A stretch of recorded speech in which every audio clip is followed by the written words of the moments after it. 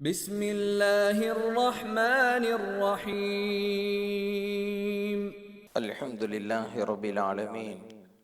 الصلاة والسلام على رسوله الأمين وعلى آله وصحابه الطيبين الطاهرين ومن تبعهم بإحسان إلى يوم الدين. أما بعد، وقال الله تعالى في القرآن الكريم: أعوذ بالله من الشيطان الرجيم. بسم الله الرحمن الرحيم. إن الله غفور رحيم. وقال رسول الله صلى الله عليه وسلم: كل بني آدم الخطاؤون وخير الخطائين التوابون. صدق الله وصدق رسول الله صلى الله عليه وسلم. பேரன்பும் பெரும் கருணையும் கொடிமிக்க பேருபகாரி அல்லாஹ்விற்கே கோடான கோடி புகழ்.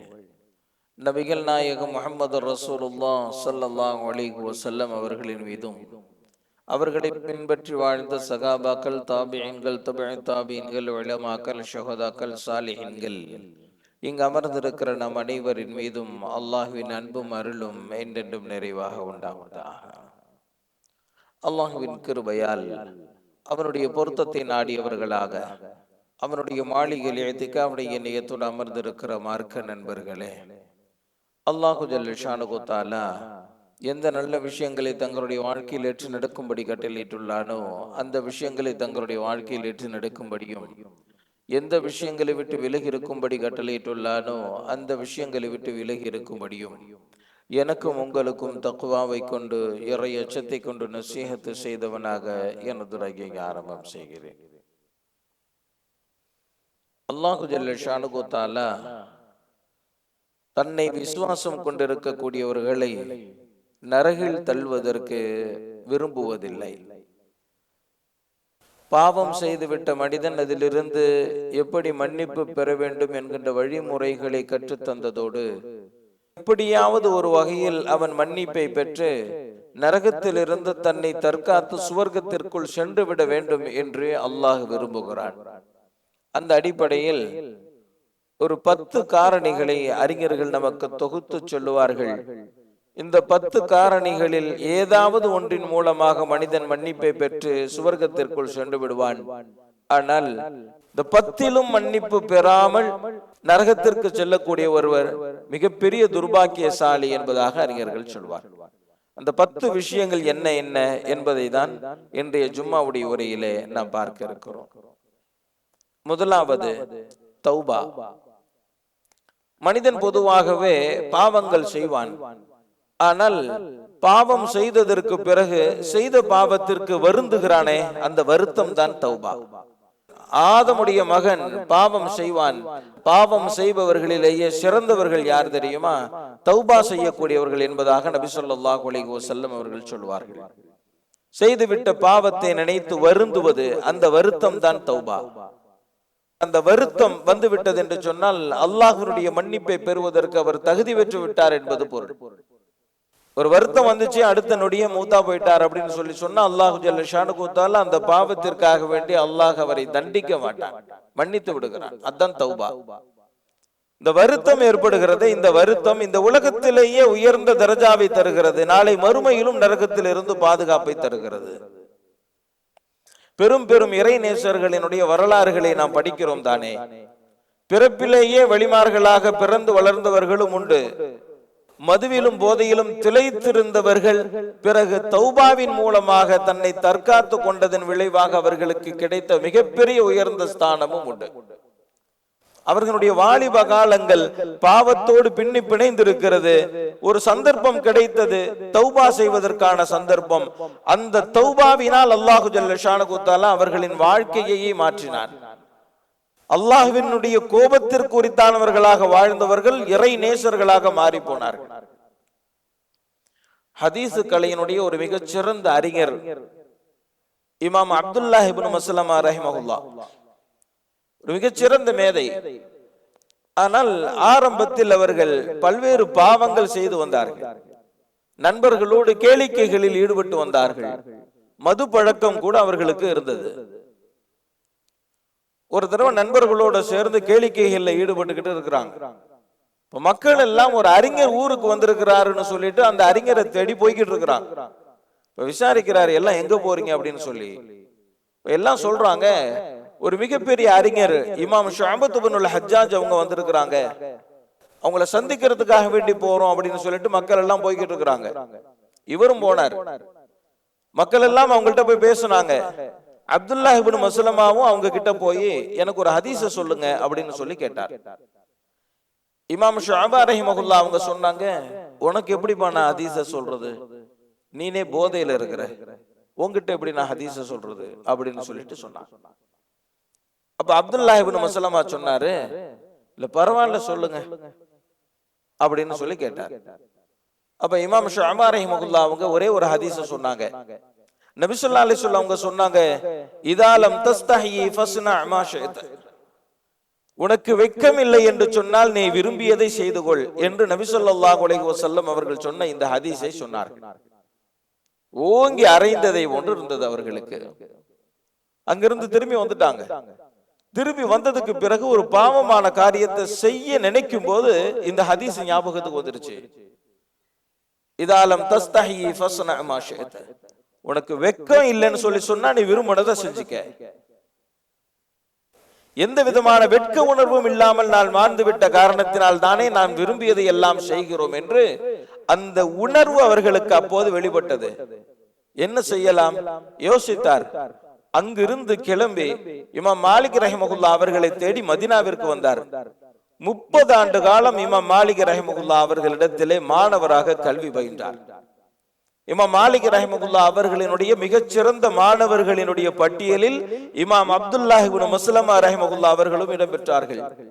அவர்களா இவர் என்று ஆச்சரியப்படும் வகையில் மிகப்பெரிய மாற்றத்தை தந்தான். அதற்கான காரணம் தௌபா. நபி ஸல்லல்லாஹு அலைஹி வஸல்லம் அவர்களுடைய ஒற்றை ஹதீஸ் அவர்களுடைய வாழ்க்கையை மாற்றி போட்டது. காரணம் தௌபா.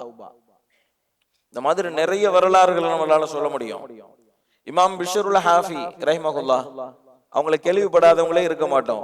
ஒரு மிகப்பெரிய சூஃபி ஞானி. அவங்க பெரும் பெரும் இமாம்கள் எல்லாம் இமாம் பிஷ்ருல் ஹாஃபி ரஹிமஹுல்லாஹ் அவர்களிடத்திலே பயிற்சி பெற்றவர்கள் தான். இமாம் பிஷ்ருல் ஹாஃபி அவர்களுடைய வாலிபம் எப்படி தெரியுமா? எல்லா பாவங்களையும் செய்வார். ஒரு தடவை தன்னுடைய நண்பர்களோட சேர்ந்து ஒரு வீட்டுக்குள்ள ஆட்டம் பாட்டம் கொண்டாட்டமாக இருந்துகிட்டு இருக்கிறான். அந்த வழியாக ஒரு நல்லடியார் போனார். அவர்கிட்ட சொல்லப்பட்டது, அந்த வீட்டுல வாலிப பசங்க எல்லாம் உள்ள உட்காந்துகிட்டு கூத்தடிச்சுக்கிட்டு இருக்கிறாங்க அப்படின்னு சொல்லப்பட்டுச்சு. அந்த அறிஞர் என்ன பண்ணாங்க, நேரா அந்த வீட்டுக்கு போனாங்க. வீட்டு கதவை தட்டுனாங்க. வீடு திறக்கப்பட்டுச்சு. அந்த பெரியவங்க அந்த வீட்டு வேலைக்காரன்ட்ட கேட்டாங்க, உள்ள இருக்கிறதெல்லாம் என்ன அடிமைகளா சுதந்திரமானவர்களா அப்படின்னு சொல்லி கேட்டான். உள்ள இருக்கிறவங்க எல்லாம் சுதந்திரமானவங்க தான், யாரு அடிமைங்க இல்ல அப்படின்னு சொல்லி சொன்னார். அப்ப அந்த பெரியவங்க சொன்னாங்க, எல்லாம் சுதந்திரமானவங்களா, அப்ப எல்லா பாவத்தையும் செய்ய வேண்டியதான். அடிமையாக இருந்து தனக்கு எஜமானன் என்று அல்லாஹ் இருக்கிறான் என்று நினைக்கக்கூடியவர் பாவம் செய்ய மாட்டார். சுதந்திரமாக இருக்கக்கூடியவர் பாவங்கள் செய்ய வேண்டியதுதான் என்று சொல்லிவிட்டு அவர்கள் போயிட்டாங்க. இவர்கள் சொன்ன இந்த வார்த்தை உள்ளே இருந்த இமாம் பிஷ்ருல் ஹாஃபி ரஹிமஹுல்லாஹ் அவர்களின் காதில் விடுகிறது.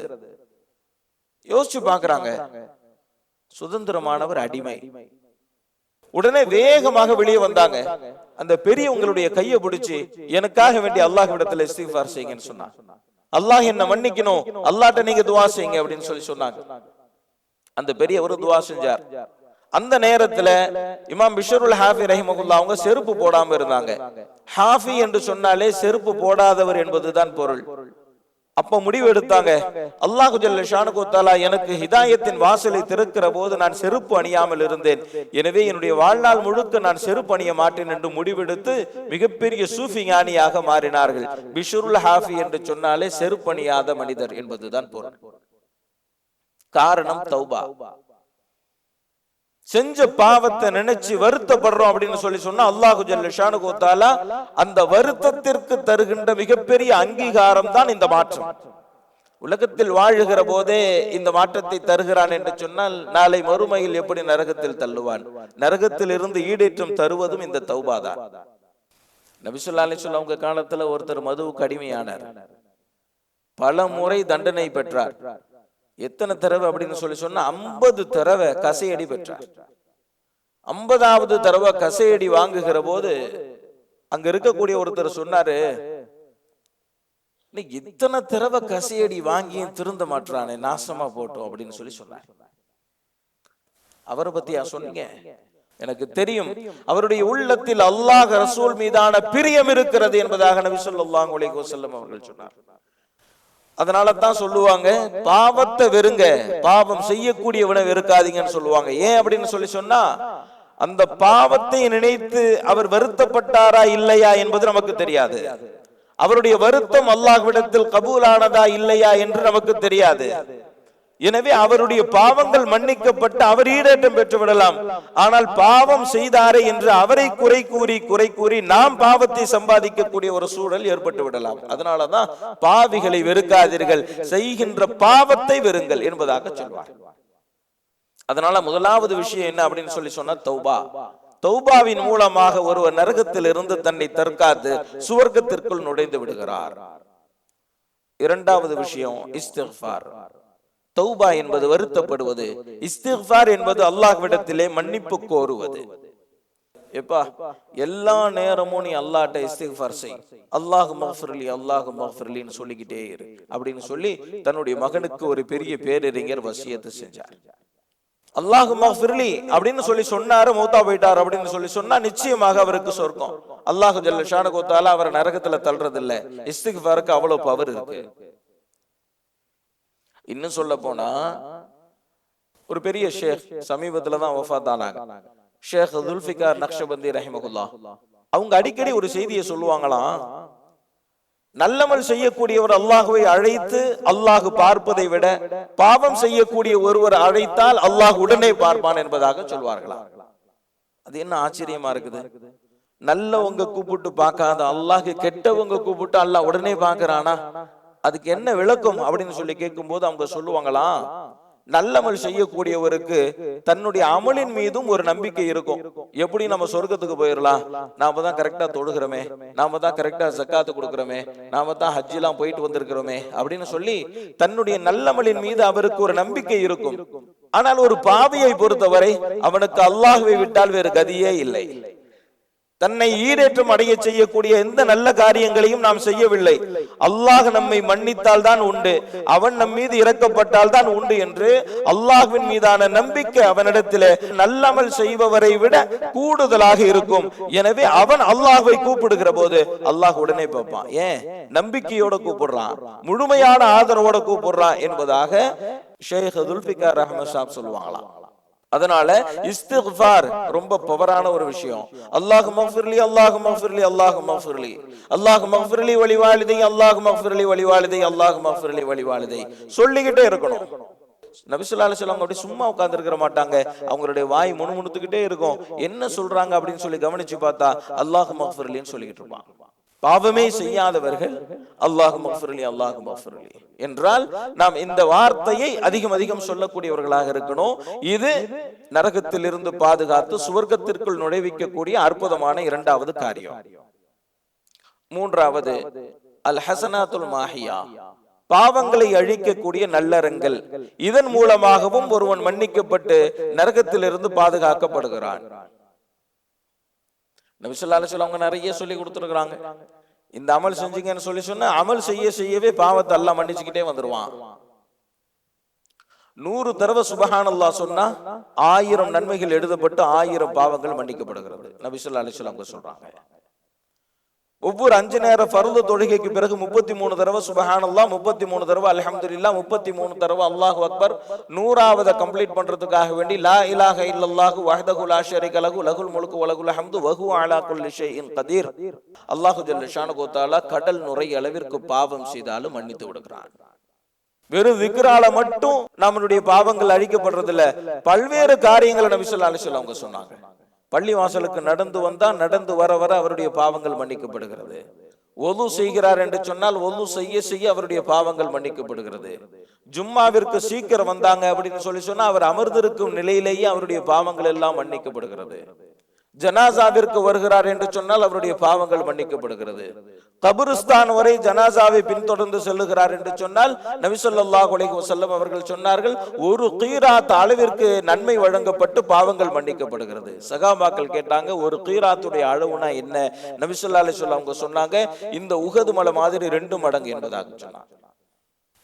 இது போன்ற நல்லறங்கள் செய்ய செய்ய செய்ய செய்யவே பாவங்கள் எல்லாம் மன்னிக்கப்படுகிறது. இதன் மூலமாகவும் ஒருவர் நரகத்திலிருந்து தன்னை தற்காத்து சுவர்க்கத்திற்குள் சென்று விடுகிறார். 3. 4வது அல் மசாயிபுல் முகஃபிரா, நமக்கு வரக்கூடிய கஷ்டம், சிரமம், சோதனை, இதன் மூலமாகவும் அல்லாஹு ஜல்ல ஷானுஹு தஆலா நம்முடைய பாவங்களை மன்னிக்கிறான். முள்ளு குத்துனா கூட சரி, தலைவலி வந்தாலும் சரி, காய்ச்சல் வந்தாலும் சரி, உங்களுடைய பாவங்கள் மன்னிக்கப்படும். அதனாலதான் நம்முடைய முன்னோர்கள்ட்ட இப்படி ஒரு பழக்கம் இருந்துச்சா, ஒரு நோய் வந்துருச்சு அப்படின்னு சொல்லி சொன்னா அந்த நோயை பார்த்து சொல்லுவாங்களா, என்னுடைய பாவங்களை அழிக்க வந்த விருந்தாளியே என்பதாக சொல்வார்களாம். அந்த அளவிற்கெல்லாம் பக்குவம் நமக்கு இல்லை. ஆனால் அல்லாஹு ஜல்ல ஷானுஹு தஆலா கருணையாளன். நாம் அடைகிற ஒவ்வொரு சோதனைக்கு பின்னாலும் அல்லாஹு ஜல்ல ஷானுஹு தஆலா மன்னிப்பை வழங்குகிறான். நாளைக்கு மறுமையில மிகப்பெரிய நன்மை குவியலை பார்த்துட்டு இந்த நன்மையெல்லாம் நான் செய்யலையே, இதெல்லாம் எனக்குரியதா என்று கேட்கிற போது அல்லாஹ் சொல்லுவானாம், ஆம் உனக்குரியதுதான், இதுவெல்லாம் நீ உலகத்தில் அனுபவித்த கஷ்டம், நீ உலகத்தில் அனுபவித்த சிரமம், அதற்கு பகரமாக அல்லாஹ் ஜல்ல ஷானுஹு தஆலா நன்மையை தருகிறான், பாவங்களையும் மன்னிக்கிறான். கஷ்டம் வந்துருச்சுன்னு சொல்லி சொன்னா ரொம்ப நொந்துக்காதீங்க. அதை கொண்டும் அல்லாஹ் ஜல்ல ஷானுஹு தஆலா நமக்கு சிறப்பை வைத்திருக்கிறான், அந்தஸ்தை வைத்திருக்கிறான், மேன்மையை வைத்திருக்கிறான், மன்னிப்பை வைத்திருக்கிறான். பயப்படவே தேவையில்லை. அதனாலதான் நபி ஸல்லல்லாஹு அலைஹி வஸல்லம் அவங்க சொன்னாங்க, ஒரு முஃமினுடைய விஷயம் ஆச்சரியமானது, நன்மை வந்தாலும் நன்மைதான், தீங்கு வந்தாலும் நன்மைதான் என்பதாக நபி ஸல்லல்லாஹு அலைஹி வஸல்லம் அவங்க சொன்னாங்க. ஒரு முஃமினுக்கு வரக்கூடிய தொல்லைகள், துன்பங்கள் அனைத்துமே அவனை பரிசுத்தப்படுத்துகின்ற மிகப்பெரிய காரணியாக அல்லாஹ் ஜல்ல ஷானுஹு தஆலா வைத்திருக்கிறான். இது 4வது.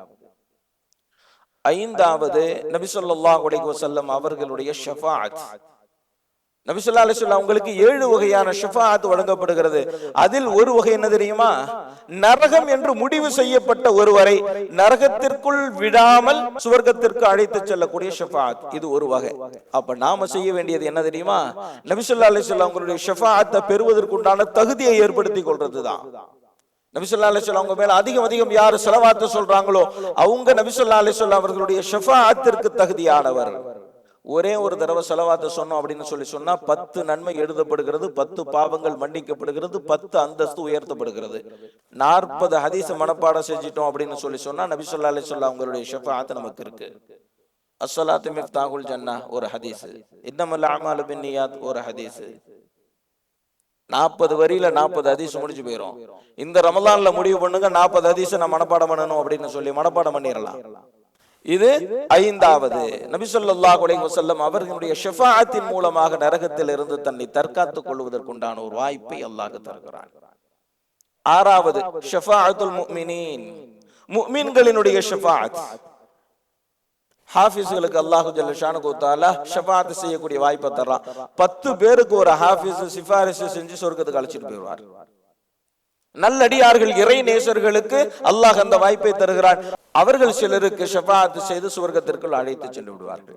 நல்ல நண்பர்கள், அதில் ஒருவர் சிறந்தவராக இருந்தார். நாளை மறுமையில் அல்லாஹ்விடத்திலே சொல்லுவார், நான் அவரோடு தான் தொழுதேன், அவரோடு தான் நோன்பு வைத்தேன், அவரோடு தான் ஜிஹாதில் கலந்து கொண்டேன், அவரோடு தான் எல்லாம் செய்தேன், ஆனால் இப்போது அவர் என்னோடு இல்லை, அவரை சுவர்க்கத்திற்குள் அனுப்பு என்பதாக நல்ல நண்பர்கள் அல்லாஹ்விடத்திலே ஷஃபாஅத் செய்து அவரை அழைத்து செல்வார்கள். சொர்க்கவாசிகள் அவங்க அல்லாஹ்ட்ட சொல்லுவாங்க, இவங்களெல்லாம் கொஞ்சம் எங்களோட அனுப்பி வச்சிருங்களேன் என்பதாக ஷஃபாஅத் செய்து நரகத்திற்கு செல்லக்கூடியவர்களை சுவர்க்கத்திற்கு அழைத்து செல்வார்கள். இது 6வது.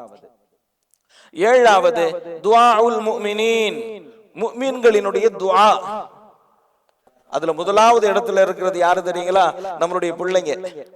நம்மளுடைய பிள்ளைங்க செய்யக்கூடிய துஆ இருக்குதே, இது பெற்றோர்களினுடைய பாவத்தை மன்னித்து அவரை சுவர்க்கத்திற்கு அழைத்து சென்று விடும். நாளைக்கு மறுமையில் அல்லாஹ் ஜல்ல ஷானுஹு தஆலா ஒரு பெரிய நன்மையை தருவான். அவர் சொல்லுவார், இதெல்லாம் நான் செய்யலையேன்னு சொல்லி அல்லாஹ் சொல்லுவான், இதுவெல்லாம் உன்னுடைய பிள்ளைகள் செய்த துஆ என்பதாக சொல்லுவான். நபி ஸல்லல்லாஹு அலைஹி வஸல்லம் அவங்க சொன்னாங்க, கபருக்கு போனதுக்கு பிறகும் நன்மை வந்துகிட்டே இருக்கணுமா? உங்களுடைய சாலிஹான பிள்ளைங்க செய்யக்கூடிய துஆவினால தான் சாத்தியம் என்பதாக சொன்னாங்க. பிள்ளைங்க மட்டும் இல்ல, மற்றவர்கள் செய்யக்கூடிய துஆவும் தான்.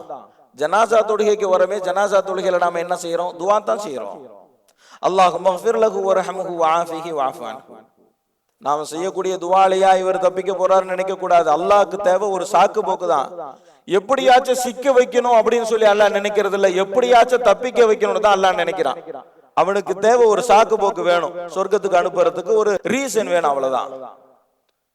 நாம செய்யக்கூடிய துஆ இருக்கிறதே இது அவர்களை மன்னித்து அவர்கள் சுவர்க்கம் செய்வதற்குண்டான வாய்ப்பை வழங்கும். அதே மாதிரி பெற்றோர்கள் பிள்ளைங்களுக்கு செய்யற துஆ எந்த விதமான திரையும் இல்லாமல் அல்லாஹ்விடத்தில் அங்கீகரிக்கப்படுகிறது. இது 7வது. 8வது ஈசால் சவாப். இறந்தவர்களுக்காக வேண்டி உயிரோடு இருக்கக்கூடியவர்கள் சில நன்மைகளை செய்து அவர்களுக்காக வேண்டி சேர்த்து வைக்கிறார்கள் அல்லவா, அதன் மூலமாக அவர்களுக்கு ஈடேற்றம் அடைவதற்குண்டான வாய்ப்பு கிடைக்கும். குர்ஆன் ஓதி அதனுடைய நன்மையை ஏற்றி வைக்கிறோம், தான தர்மங்கள் செஞ்சு அதனுடைய நன்மையை ஏற்றி வைக்கிறோம், உம்ராக்கள் செஞ்சு அதனுடைய நன்மையை ஏற்றி வைக்கிறோம், குர்பானி கொடுத்து அதனுடைய நன்மையை ஏற்றி வைக்கிறோம். இந்த மாதிரி நாம் அவர்களுக்காக வேண்டி நன்மைகள் செய்து அந்த நன்மைகளை அவர்களுக்கு ஏற்றி வைக்கிற போது அந்த நன்மையின் மூலமாக அவர்களுக்கு ஈடேற்றம் வழங்கப்படுகிறது. சில அறிஞர்களினுடைய வரலாறுகள்ல இப்படியும் இருக்குது. காலையிலிருந்து இரவு வரைக்கும் மாணவர்களுக்கு ஹதீஸ் பாடம் நடத்துவாங்க. பாடம் நடத்திட்டு கடைசியில துஆ செய்வாங்களா, யா அல்லாஹ் இந்த நன்மையை என்னுடைய பெற்றோர்களுக்கு ஏற்றி வைத்து விடு என்பதாக துஆ செய்வாங்களாம். இமாம் அஹ்மத் இப்னு ஹம்பல் ரஹிமஹுல்லாஹ் அவங்க ரோட்டில் நடந்து போய்கிட்டு இருந்தாங்க. அங்க ஒரு முள்ளு கல்லு கடந்துச்சு, அதை அப்புறப்படுத்தினாங்க. அப்புறப்படுத்திட்டு துஆ செஞ்சாங்க, யா அல்லாஹ் இதனுடைய நன்மையை என்னுடைய தாய்க்கு ஏற்றி வை என்பதாக துஆ செஞ்சாங்க. இந்த மாதிரி 8வது ஈசால் சவாப். இதன் மூலமாக நரகத்தில் இருந்து ஒருவர் பாதுகாக்கப்படுகிறார். 9வது கபரினுடைய நெருக்குதல். நல்லவர்களையும் கபர் நெருக்கும், கெட்டவர்களையும் கபர் நெருக்கும். கபர் எல்லாரையும் நெருக்கும். ஹஜ்ரத் சஅத் இப்னு முஆத் ரலியல்லாஹு தஆலா அவங்க அவர்களுடைய மரண செய்தி கேட்டு அர்ஷே நடுங்கியது என்று நபி ஸல்லல்லாஹு அலைஹி வஸல்லம் அவங்க சொன்னாங்க. அவங்கள கபர்ல வச்சிட்டு நபி ஸல்லல்லாஹு அலைஹி வஸல்லம் அவங்க சொன்னாங்க, கபருடைய நெருக்குதலில் இருந்து ஒருவர் விடுதலை பெறுகிறார் என்று சொன்னால் அந்த தகுதி இவருக்கு உண்டு, ஆனால் அவரையும் அது விட்டு வைக்கவில்லை என்பதாக நபி ஸல்லல்லாஹு அலைஹி வஸல்லம் அவங்க சொன்னாங்க. கபரால் நெருக்கப்படாத ஒரே நபர் யார் தெரியுமா? நபி ஸல்லல்லாஹு அலைஹி வஸல்லம் அவர்களினுடைய அருமை மகளார் ஹஜ்ரத் ஸைனப் ரலியல்லாஹு தஆலா அன்ஹா. அவங்க மட்டும்தான் கபரால நெருக்கப்படாத ஒரே பாக்கியம் பெற்றவர்கள். மற்ற எல்லோரையும் கபர் நெருக்கும். நபி ஸல்லல்லாஹு அலைஹி வஸல்லம் அவங்க சொன்னாங்க, நல்லவர்களை கபர் நெருக்கிற போது மரத்தில் இருந்து இலைகள் உதிர்வது போன்று அவர்களினுடைய அனைத்து பாவங்கள் உதிர்ந்து விடுகிறது என்பதாக நபி ஸல்லல்லாஹு அலைஹி வஸல்லம் சொன்னாங்க. கபர் நெருக்கும் ஒரு நெருக்கு. அந்த நெருக்குதல்ல அல்லாஹ் ஜல்ல ஷானுஹு தஆலா மரத்தில் இருந்து இலை உதிர்வதை போன்று நம்முடைய பாவங்கள் அனைத்தையும் அல்லாஹ் உதிர செய்து விடுகிறான். அந்த இடத்துல கூட அவர் வெற்றியை பெற்று விடுகிறார். அல்லாஹ் அளிக்கக்கூடிய வாய்ப்பு இது. எதுலயுமே ஒருத்தர் இந்த 9 விஷயத்திலிருந்தும் விடுதலை பெறல. அல்லாஹ் வச்சிருக்கிற கடைசி வாய்ப்பு என்ன தெரியுங்களா? நாளை மறுமையில எழுப்பப்படுகிற போது மஹ்ஷர் மைதானத்தில் ஏற்படக்கூடிய அந்த பதற்றம் இருக்கிறதே, அமளி துமளிகள் என்பதாக சொல்வார்கள். இந்த பதற்றத்திற்கு பின்னாலும் அல்லாஹ் ஜல்ல ஷானுஹு தஆலா மன்னிப்பை வைத்திருக்கிறார். அவங்க எவ்வளவு பாவம் செஞ்சாங்களோ அந்த அளவுக்கு அவங்க வேர்வையிலேயே முழுகி போயிருவாங்க. சிலர் கணுக்கால் வரையிலான வேர்வையில் மூழ்கி இருப்பார்கள், சிலர் முழங்கால் வரையிலான வியர்வையில் மூழ்கி இருப்பார்கள், சிலர் புஜங்கள் வரையிலான வியர்வையில் மூழ்கி இருப்பார்கள். இந்த சிரமம், இந்த கஷ்டம், இந்த அமளி துமளிகள், இதற்கு பின்னாலும் அல்லாஹ் ஜல்ல ஷானுஹு தஆலா வைத்திருப்பது என்ன தெரியுமா? மன்னிப்பு. இதிலையும் அவர் ஈடேற்றம் பெற்று விடுவார். இப்படியே இந்த 10 காரணிகளில் ஏதாவது ஒன்றின் மூலமாக முஃமின்கள் ஈடேற்றம் அடைந்து விடுவார். இந்த 10ல எதன் மூலமாக அல்லாஹ்வினுடைய மன்னிப்பை பெற்றாலும் சரி, அதிர்ஷ்டம் தானே. நம்மளுடைய நோக்கம் சொர்க்கத்துக்கு போகணும், அவ்வளவுதானே. நம்மளுடைய நோக்கம் நரகத்துல மாட்டிக்க கூடாது, அவ்வளவுதானே. இந்த 10ல ஏதாவது ஒன்றின் மூலமாக நாம் சொர்க்கத்திற்கு போனாலும் நாம் அதிர்ஷ்டசாலிகள் தான். இது 10லும் ஒருத்தருக்கு ஈடேற்றம் கிடைக்கல அப்படின்னு சொன்னா அவரை விட துர்பாக்கியசாலி வேறு யாராக இருக்க முடியும்? அல்லாஹ் ஜல்ல ஷானுஹு தஆலா இந்த ரமலானுடைய மாதம் அவனுடைய அருளை பெறுவதற்கும் அவனுடைய மன்னிப்பை பெறுவதற்கும் நரகிலிருந்து பாதுகாப்பு பெறுவதற்குமான மாதம் இந்த ரமலானுடைய மாதம். அல்லாஹ் ஜல்ல ஷானுஹு தஆலா இந்த 2வது 10ல அடியெடுத்து வைக்கக்கூடிய இந்த நேரத்திலே அல்லாஹ் மன்னிப்பின் வாசலை நமக்கு திறந்து விடுவானாக. நரகத்திலிருந்து முழுமையான பாதுகாப்பை அல்லாஹ் நமக்கு வழங்குவானாக. ஆகிர் தாவனா அல்ஹம்துலில்லாஹி ரப்பில் ஆலமீன். அஸ்ஸலாமு அலைக்கும் வரஹ்மத்துல்லாஹி வபரகாத்துஹு. பள்ளிவாசலின் பராமரிப்பிற்காக வேண்டி தாராளமாக உதவி செய்யுங்கள். அல்லாஹ் ஜல்ல ஷானுஹு தஆலா நாம் செய்யக்கூடிய உதவிகளுக்கு நிருப்பமான நற்கூலியை வழங்குவானாக. حبيب الله رسول الله إمام المرسلين